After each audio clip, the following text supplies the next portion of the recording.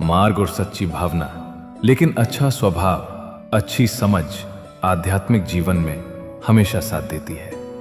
वक्त बदल जाता है, ताकत ढल जाती है, पैसा आता जाता रहता है और शरीर भी एक दिन जवाब दे देता है, लेकिन एक चीज है जो हमेशा आपके साथ रहती है, आपका स्वभाव, आपकी समझ और आपकी आत्मिक शांति। अगर आपके अंदर अच्छाई है तो हालात चाहे जैसे भी हों, आप रास्ता जरूर निकाल लोगे, क्योंकि बाहर की दौलत छिन सकती है लेकिन अंदर की दौलत कोई नहीं छीन सकता। आंख संसार की हर चीज को देख सकती है, मगर आंख के अंदर कुछ चला जाए तो उसे नहीं देख पाती। ठीक उसी प्रकार मनुष्य दूसरों की बुराई तो देख लेता है, पर अपने अंदर बैठी बुराइयां उसे दिखाई नहीं देती। हम दूसरों की गलती सेकंडों में पकड़ लेते हैं, लेकिन अपनी गलती देखने में सालों लगा देते हैं। किसी और का छोटा सा दोष हमें पहाड़ लगता है और अपना बड़ा दोष हमें रेत का दाना लगता है। श्री कृष्ण कहते हैं कि सच्चा इंसान वही है जो दूसरों को सुधारने से पहले खुद को सुधारने की हिम्मत रखे। जब आप अपनी कमजोरियों को पहचान लोगे, तभी आप सच में मजबूत बनोगे। श्री कृष्ण कहते हैं कि पूरी दुनिया को नाराज रहने दीजिए जनाब, अगर आपका परिवार खुश है तो आप दुनिया के सबसे अमीर इंसान हैं। दुनिया की वाहवाही कभी पूरी नहीं होती। आज खुश करोगे, कल फिर कोई ना कोई नाराज होगा। लेकिन अगर आपके घर में सुकून है, माँ बाप की दुआ है और अपनों की मुस्कान है, तो समझ लो आप सबसे अमीर इंसान हो। असल दौलत बैंक बैलेंस नहीं, घर की हंसी होती है। जिस घर में प्यार है वो महल से कम नहीं। औलाद के लिए बाप वहां भी हाथ फैला देता है जहां पैर रखना भी नहीं चाहता, और औलाद कहती है कि तुमने हमारे लिए किया ही क्या है। ये लाइन नहीं, ये हर बाप की टूटी हुई चुप्पी है। एक बाप अपनी इज्जत गिरवी रख देता है, अपना स्वाभिमान मार देता है, दुनिया से मांग लेता है, सिर्फ इसलिए कि उसके बच्चों को कभी कमी महसूस ना हो। और बच्चे बड़े होकर कहते हैं कि आपने हमारे लिए किया ही क्या है।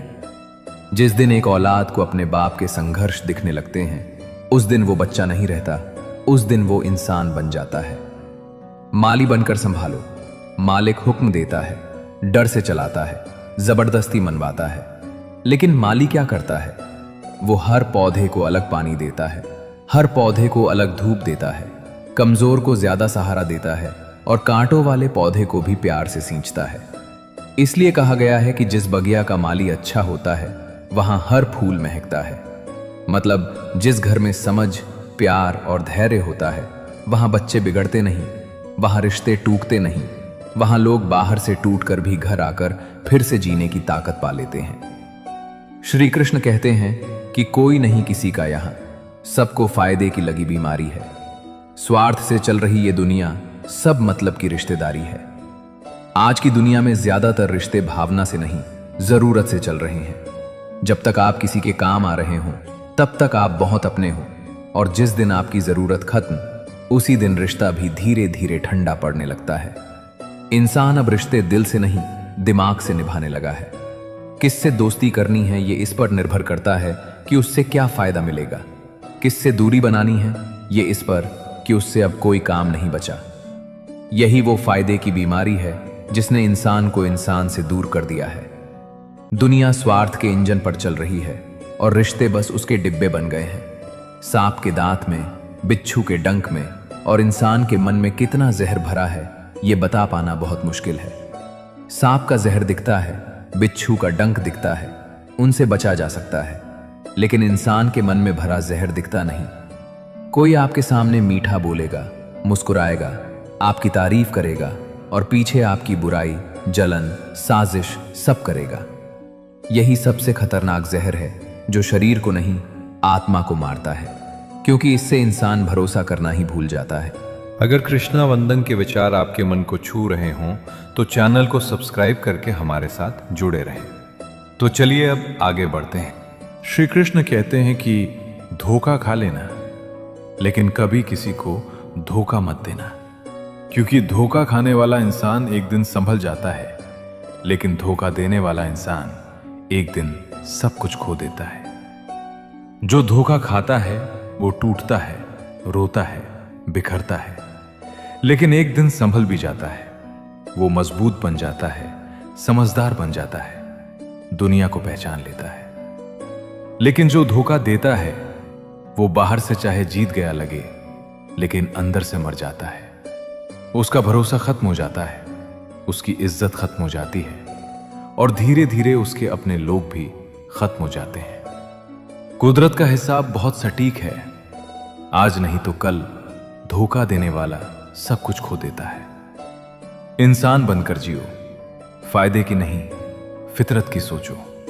पैसे से नहीं संस्कार से अमीर बनो। धोखा देने से नहीं सच निभाने से आगे बढ़ो। दुनिया चाहे जैसी हो जाए, अगर आपका दिल साफ है, सोच साफ है और नीयत साफ है, तो अंत में जीत आपकी ही होगी। श्री कृष्ण कहते हैं कि अतीत पर रोने से बेहतर है नए भविष्य का निर्माण कीजिए, क्योंकि अतीत एक सबक है, भविष्य नहीं। देखिए, हम सबके जीवन में कुछ ना कुछ ऐसा होता है जिस पर सोचकर मन भारी हो जाता है।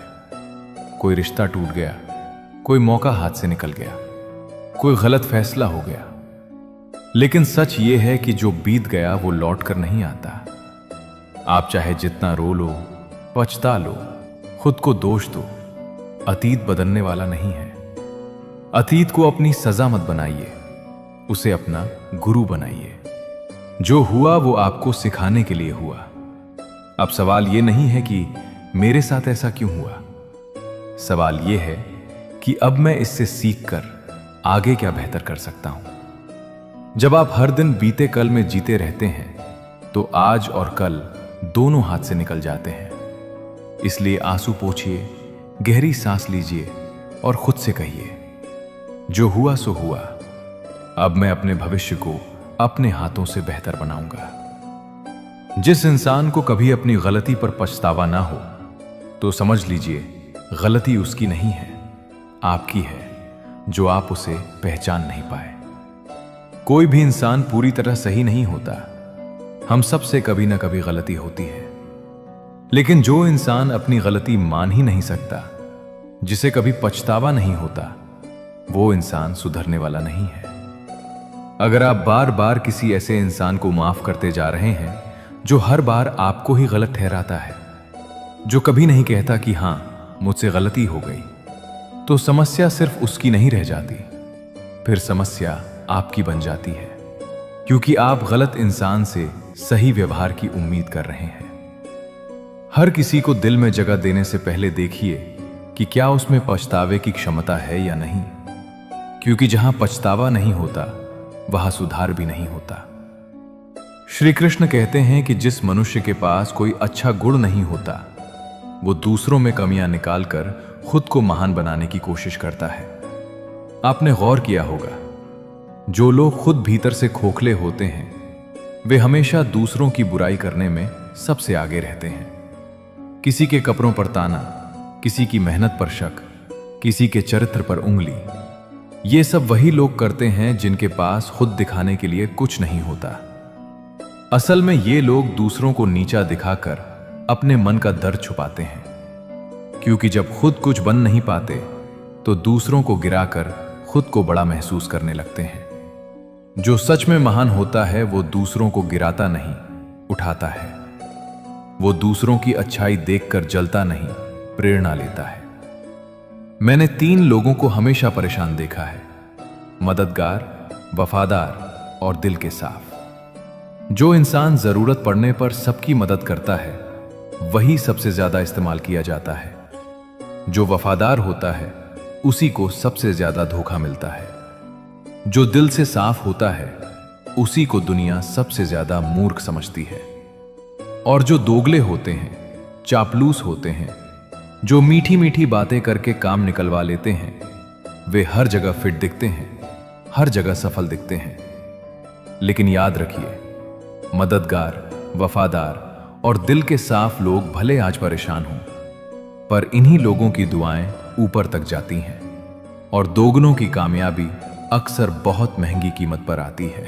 श्री कृष्ण कहते हैं कि ऊपर से देखने पर तो सब लोग अच्छे दिखते हैं, लेकिन उनके अंदर का असली पता तो साथ में रहने पर ही चलता है। यह बात हर इंसान अपनी जिंदगी में एक बार जरूर समझता है। सोशल मीडिया की मुस्कानें, मीठी बातें, नकली अपनापन सब एक मुखौटा है। असली इंसान तब दिखता है जब आपके पास पैसा ना हो, आप मुश्किल में हो, आप कमजोर हो, आपको किसी सहारे की जरूरत हो। तब पता चलता है कि कौन सच में अपना है और कौन सिर्फ मौके का साथी था। साथ रहना, वक्त बिताना, दुख सुख देखना, यही असली परीक्षा होती है रिश्तों की। जब तक इंसान को अपनों से ठोकरें ना मिले, इंसान तब तक सबको अच्छा और सच्चा समझता है।